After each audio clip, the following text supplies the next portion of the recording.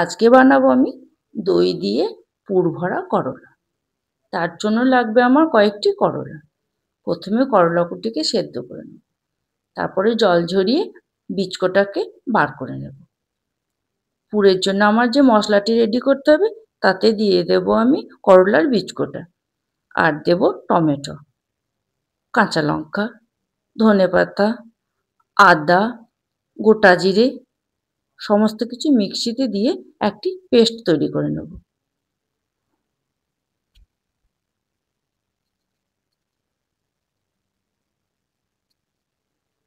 পেস্টটি ready হয়ে গেলে একটি পাত্রে তুলে রাখবো। তারপরে এইদিকে কড়াইয়ে সর্ষের তেল গরম করে নেব, তাতে ফোড়নে দেব আমি গোটা জিরে।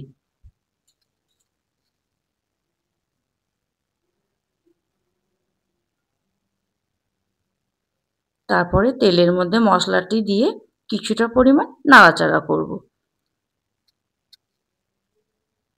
তাতে দিয়ে দেব আমি 1 চামচ হলুদ পাউডার, 1 চামচ মতন লঙ্কা পাউডার, কিছুটা পরিমাণ লবণ।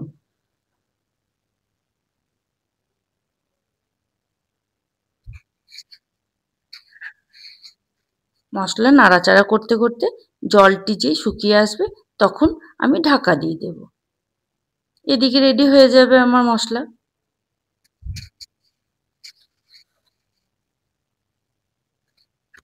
তারপরে দইটিকে রেডি করে নেব। করলার জন্য আমার লাগবে 150 থেকে 200 গ্রাম মতো টক দই। দইয়ের মধ্যে কিছুটা লবণ দিয়ে তারপরে আমাকে ফেটে নিতে হবে দইটি।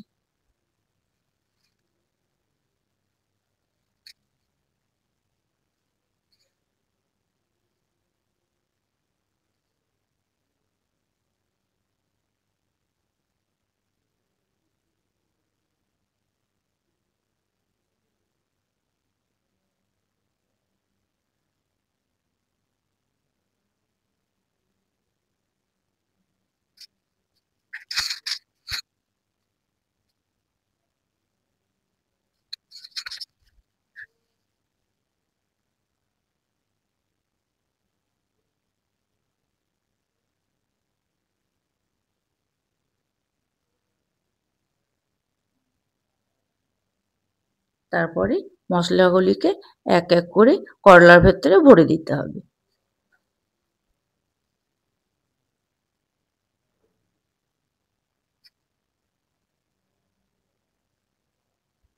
করলাগুলি ভাজার জন্য আমার লাগবে সর্ষের তেল।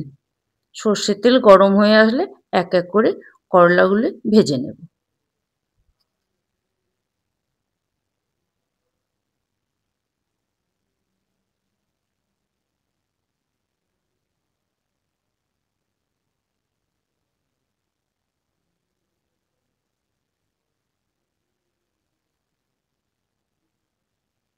করলাগুলিকে আস্তে আস্তে নাড়াচাড়া করতে হবে। আবার করলাগুলি ভালো করে ভেজে তুলে নিতে হবে।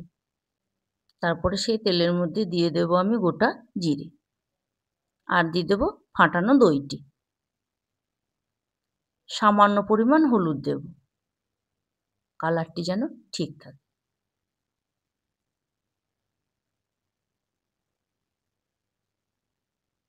তারপরে একভাবে নাড়াচাড়া করব।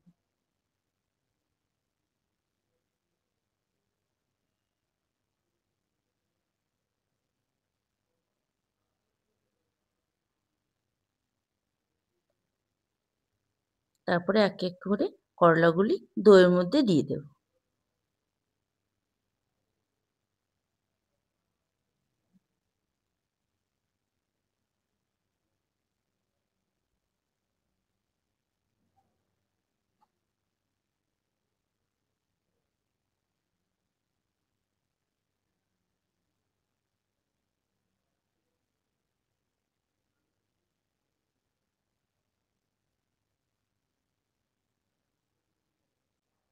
পাশ থেকে দইগুলো আস্তে আস্তে ওপর দিয়ে দেব করলা দিয়ে।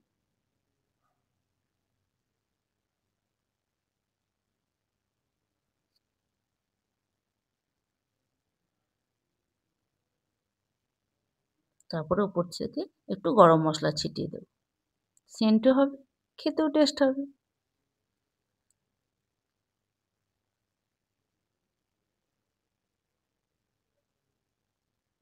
তারপরে কিছুক্ষণের জন্য ঢাকা দিয়ে দেবো।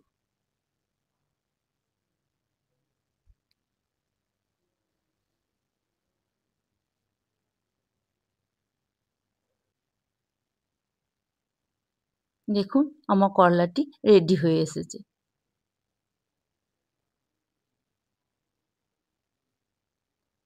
আস্তে আস্তে দইয়ের জলটিও মরে গেছে।